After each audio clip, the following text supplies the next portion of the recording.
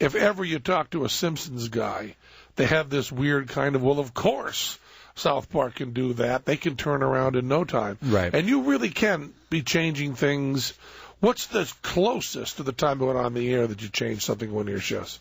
Basically, our schedule is we come in Thursday morning and we sit around a table and figure out what the show is going to be that week. So it really is more like a live show. I mean, I think it's, of any show I've seen, how they work it, it's way more like Saturday Night Live than it is anything else I've seen. Because when you come to the table Thursday, you have no idea what you're going to do.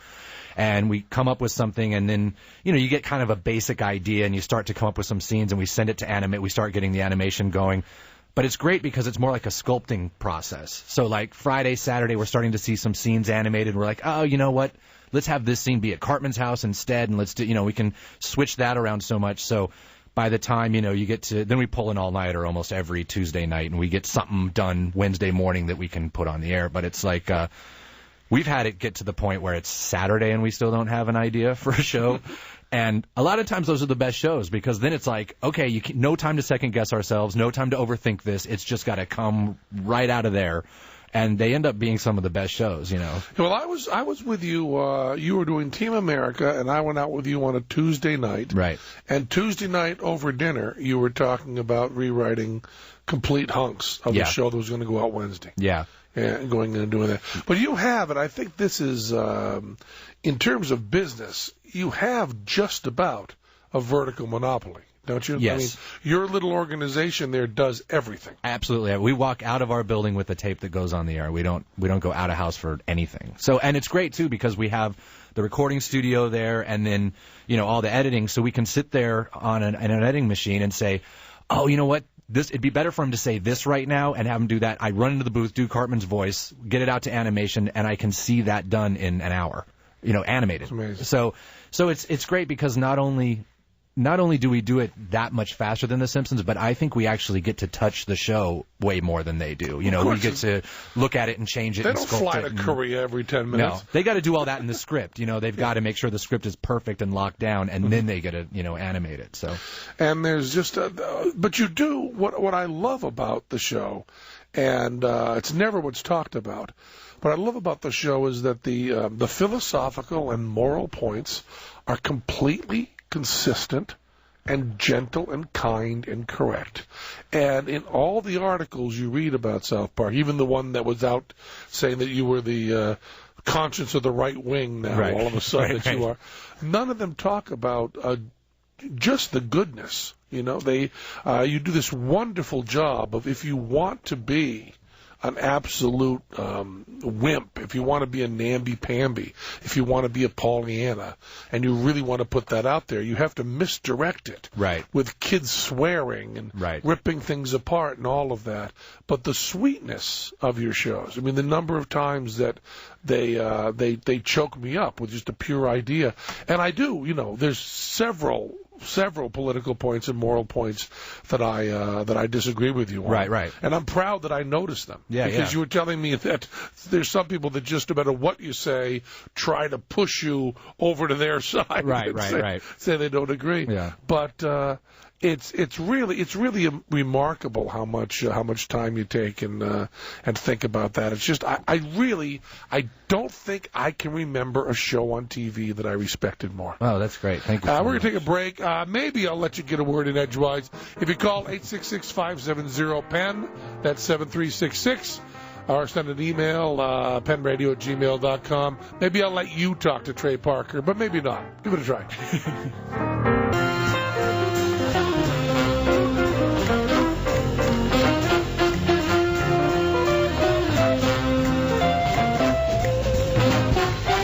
Trey Parker is here with us, and he is, of course, guest that the music coming in on the show is the Mike Jones enormous band, and I'm playing bass on that. Are you? Yeah, that's great. I'm playing the upright, and Jonesy's playing did all the arrangements, and is playing the piano on that. I'm Penn Jillette. You know what you wanted to hear? Oh, yeah, I'm Penn Jillette. And sitting with me is Michael Godot, and our guest today, surprise guest, because he called me when I was heavily sedated and had root surgery. Got himself on that way. And I was heavily sedated at a Vegas club. So it's very, very clean conversation. Let's talk a little bit about, one of the things that if if you're reading this in history class in 50 years, and they're talking about, the starting of the end of the Middle East and how long it took to percolate, one moment they'll make is the fact that cartoons killed people. Yes. And 50 years from now, it will be impossible to understand. Right. Completely impossible to understand. That a newspaper in Denmark can draw a cartoon and people can riot, burn flags, and kill people. And it was barely understandable living in the real time. Right. How that happened. Totally. And you guys were on hiatus, right? Yeah. It's like all of a sudden, the the Middle East challenges us to a golf competition. Yeah. And Tiger isn't around. Yeah. Where were you? And we. And so that's when we needed you. It was a pretty funny thing because about 4 years ago we did an episode of South Park called the Super Best Friends, and it was all the religious leaders, and they're sort of there at the Hall of Justice, and they all have superpowers, and Muhammad was one of them, and he could turn himself into in the show he turns himself into a giant beaver and kills Abraham Lincoln statue, but so 4 years go by, and we know the show goes into syndication, and we knew that the show was going to be seen by a much wider audience.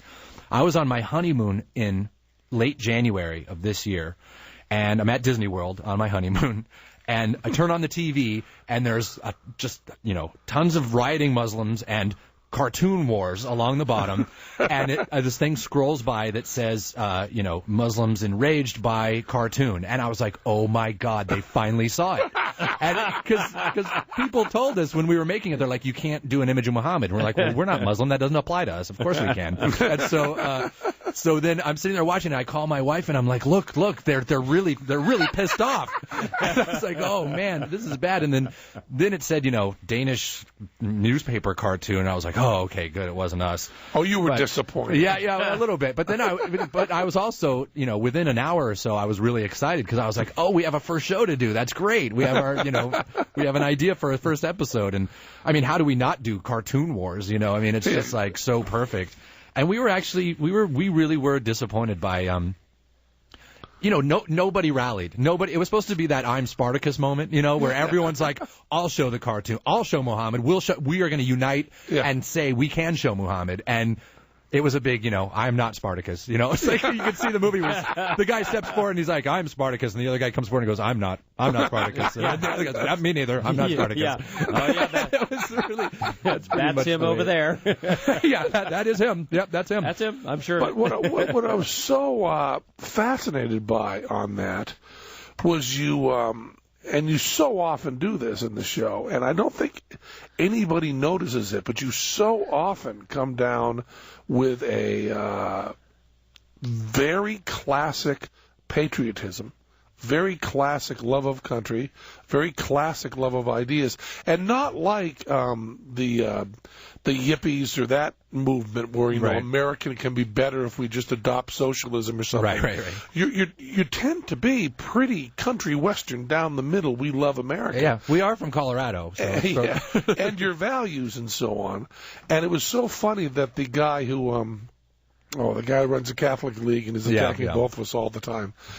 He was so upset at the end of you showing such disrespect to Jesus and to the flag. Yeah. And it's one thing for someone not to get it. Right. But for someone not to get it when you're on their side. Right, exactly. When the statement at the end of that was... Well, then why can we do this to Jesus? Are you really okay with us doing this to Jesus, but we have to celebrate their religion? It was just... I could not believe it sitting on the couch at your... And I don't get shocked by South Park, by any of the stuff I think that one would normally call shocking. Right. I just get shocked by how it's a perfect thing. I can't believe you've put it in the exact right spot.